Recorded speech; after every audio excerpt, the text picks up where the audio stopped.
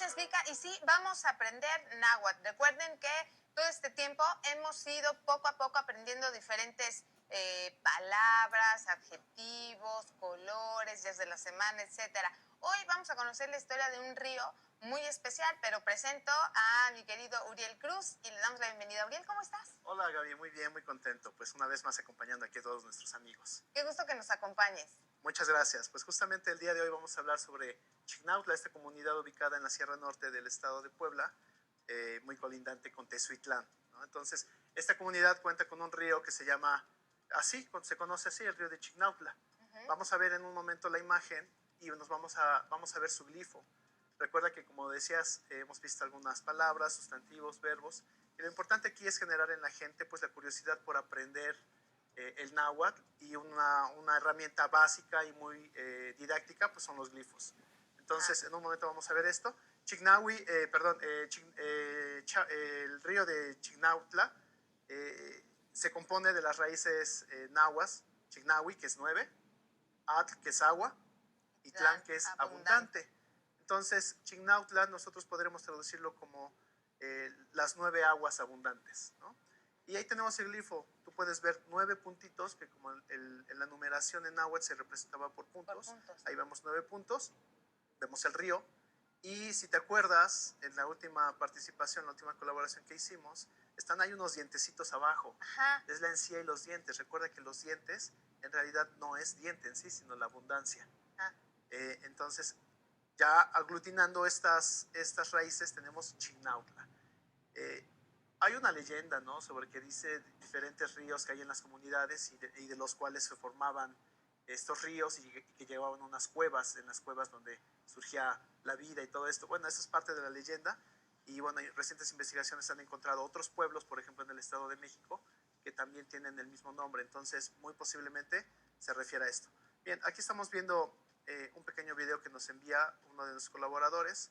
Este es el río de Chignautla, y estamos viendo ahí dos verbos y 2 adjetivos. El primero es cualtzin, que es bonito. Tenemos el verbo yetok, que es estar. Chipahuac, que es limpio. Entonces, está limpio. Sí, exactamente. Y bonito. Lo que podemos deducir es que miren el río, está limpio, está bonito, el agua está limpia, ¿no? Ixquitacan. Ixquitacan, este es el verbo para decir mirar. Nosotros cuando hacemos un imperativo en náhuatl siempre vamos a meter este ish. Ixquitacan entonces va a ser mirar. Miren el agua, miren el río, está limpia, está limpio, está bonito. A ver, ¿qué te parece si vamos a escuchar? ¿Podemos escuchar el audio? A ver, vamos a escuchar el audio, a ver. Juan, nikan yeto kinapan. Shkitakan inapan. Cualchin yeto. Una vez más. Chignautla.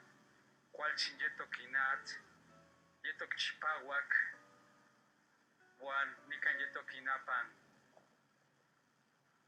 Shkitakan inapan. Cualchin yeto. Nikan titoque. Chignautla. Cualchin yeto kinat. Yetok chipahuac. Juan, nikan yetok inapan. Xquitacan inapan. Bien, entonces ahí pues tenemos el uso de 2 adjetivos, limpio, bonito. Tenemos 2 verbos, que es estar y es mirar. Bueno, la intención de poder leerlo y escucharlo al mismo tiempo pues es identificar un poco, empezar a discriminarlo. No es tan fácil acercarse al aprendizaje del náhuatl porque no hemos estado familiarizados como con el inglés u otro idioma, ¿no? Pero este tipo de pequeños videos nos demuestran que si tú tienes 2 o 3 pequeños verbos, 2 o 3 adjetivos, puedes describir algo de la vida cotidiana de una forma muy simple, ¿no? Es algo que procuramos pues hacer, pues generar en la gente o el público que nos escucha pues el acercar y el aprender el náhuatl, ¿no? Claro, hacerlo más atractivo y sobre todo con la mayor utilidad, de manera muy, o sea, que se explica de una manera muy sencilla para que todos podamos entender. De una forma cotidiana, y veamos cómo este aprendizaje tú lo puedes plasmar en tu vida cotidiana. Esperamos en las próximas colaboraciones. Tenemos algunos estudiantes, por ejemplo, que estudian música, que son compositores, y ellos al descubrir la riqueza metafórica del náhuatl, ya empiezan a inquietarse y quieren meter esta lengua en nuevas composiciones, ¿no?